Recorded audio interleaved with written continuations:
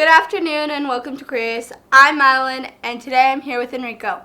If you're comfortable, would you mind telling us a little bit about what you do for work?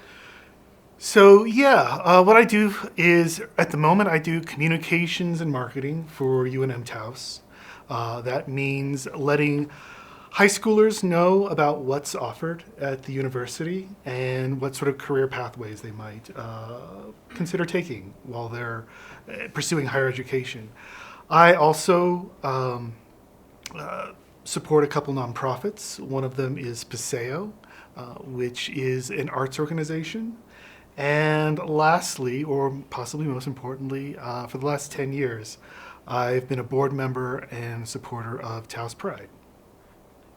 Can you share with us your personal journey of discovering your identity as a gay man? So that could be very long, but discovering my identity as a gay man so I was born in Taos and born into a family that was relatively religious, unconventionally religious. Some may even consider it a cult, but not quite. And so in that religious upbringing, we were a little bit isolated. And, there was, being gay was not the thing to be. So that made things sort of a challenge. It was a small group of people that I had access to, and I grew up not really being able to trust the people who were around me when growing up. This was also during the 90s, and so a lot of, things may be a little bit different today, a little bit more open. The 90s should have been open and wonderful, but America was a bit weird then because of some social things and health things that were going on. And so the society closed down a little bit. So it probably took me a little bit longer to completely come out. I essentially came out in college, and that in coming out to my parents, it was, I thought it would be a big deal. It wasn't that big of a deal, but they were like, "Oh, Enrico, do you have a boyfriend?" I'm like, no, I don't have a boyfriend. I don't have anyone to communicate with. I'm stuck in this organization of yours. And so I had to get myself out of that. And so it took me a little bit longer. And but I knew very early on that I was gay. And hopefully that answers most of your question. Besides this experience of being trapped away, were there any other challenges that you had to face and learn how to navigate, and what were those ways that you learned how to navigate? So in going to college, I was primarily looking for communities that would accept me and make sense. And ultimately, I was like, I need to find a group of people that I can live the rest of my life around and be open, be comfortable, and things like that. I started from engineering. I moved into 3D modeling sorts of things, but in architecture, and I ended up in the arts. So I ended up graduating with a bachelor in fine arts, painting and drawing. And through that, I recognized that sort of my people were these people who were open and creative, and they seemed a lot more normal to me. And to a certain degree, an okay number of them were gay, but it was also the 90s, and people were like, I don't know. So that's sort of the direction that I was going. In your opinion, what are the challenges and most pressing issues affecting gay men, and what steps can be taken to navigate those and address them? So, I can only speak from my perspective, which is a little bit different from a young person's experience these days. From my perspective, some of the things that are very important are, and this is sort of why I have helped out in Taos Pride. I've also helped out in other gay and lesbian film festivals. The reason that I help out with gay and lesbian film festivals is I want people who may not have access to the stories and lives of queer people to be able to take that in. Something that they can take their family to or their friends to, and possibly hear a story that someone identifies with. And it's also a global experience when you're going to a film festival these days. You can hear about people's experiences, and the world shrinks a little bit, and we're all become a little bit closer. So that's why I help out with film festivals.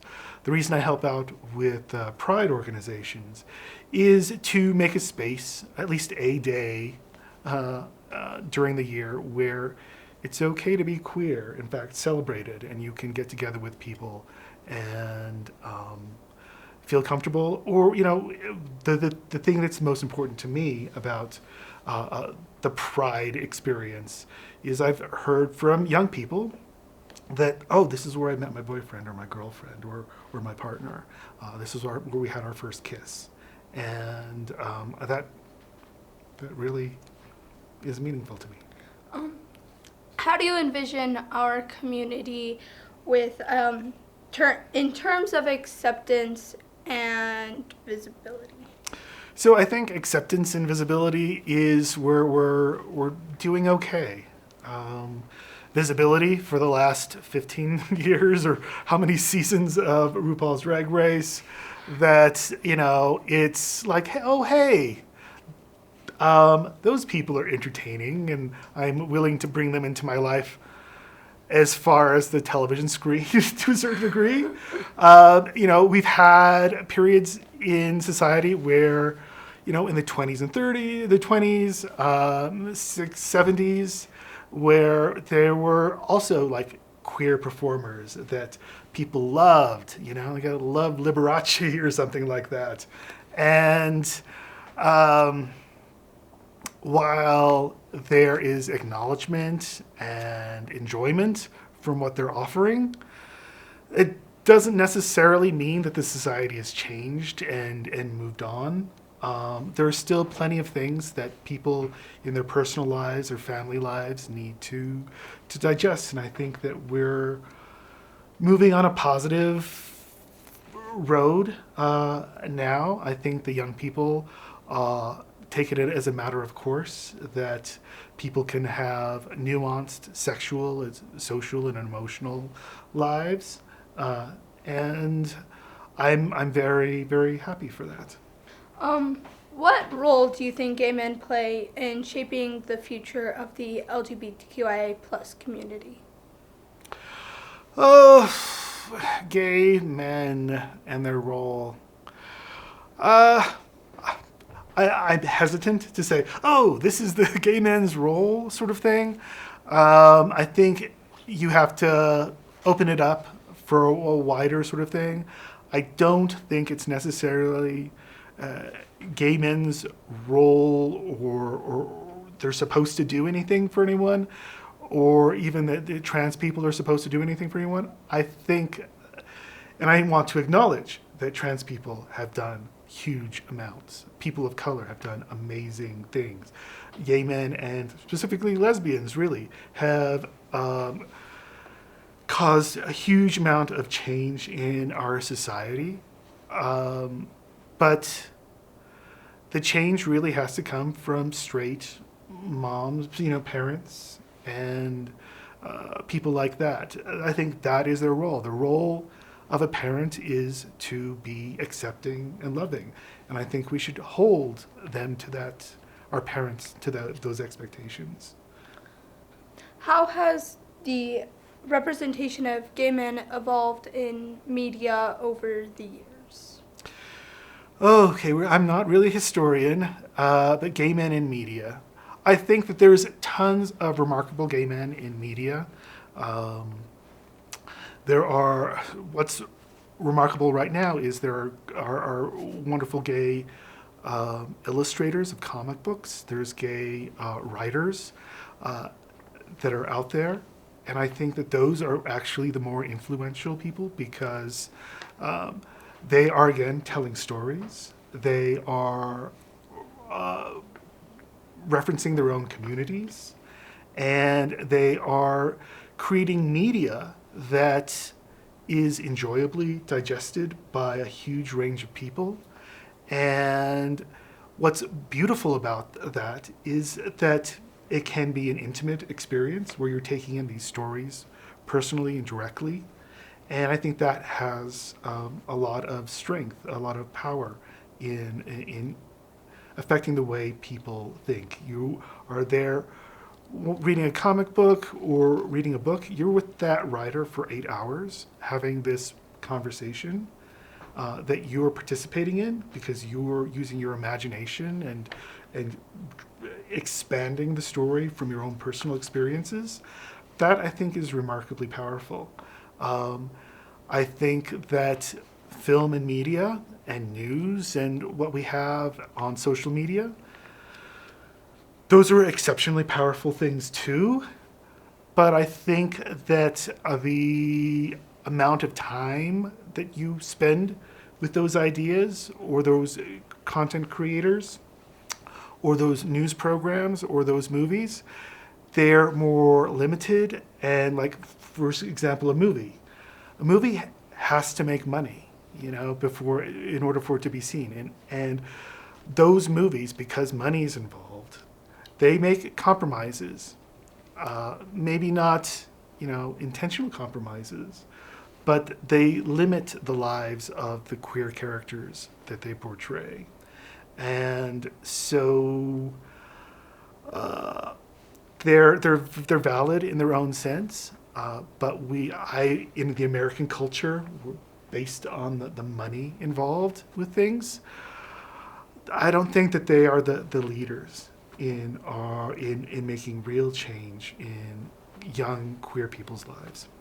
On the subject of young queer people, how, as a gay man, what information or advice would you give to people who are questioning or young queer people to navigate coming out, homophobia? Like, what information or advice can you give? My main information is for people to trust themselves. I can say, oh, do this worked for me, but people have their own circumstances. Think about your own safety. Think about what you know about the people you trust. And, the only real process, the only real advice is to actually reach out to people. You don't know what's going on in other people's minds. You might have a lot of stuff going on internally. You do have a lot of stuff going on internally. And sometimes that self-talk isn't the most positive. But finding someone to speak to, actually speaking with them, showing some vulnerability there, in most cases, and again, you have to look after your own safety, but in most cases, people are going to maybe not surprise you, but people are compassionate and understanding. And so reach out to actual people around you, and they may help you find your way. Any last words to the fellow? Yeah, what I want on my tombstone is, no. My last words are really, first off, I want to thank you for being here and asking these questions. I want to commend you on being involved in a group that has the time, space, and funding to allow a group of young people this opportunity to speak with elders. And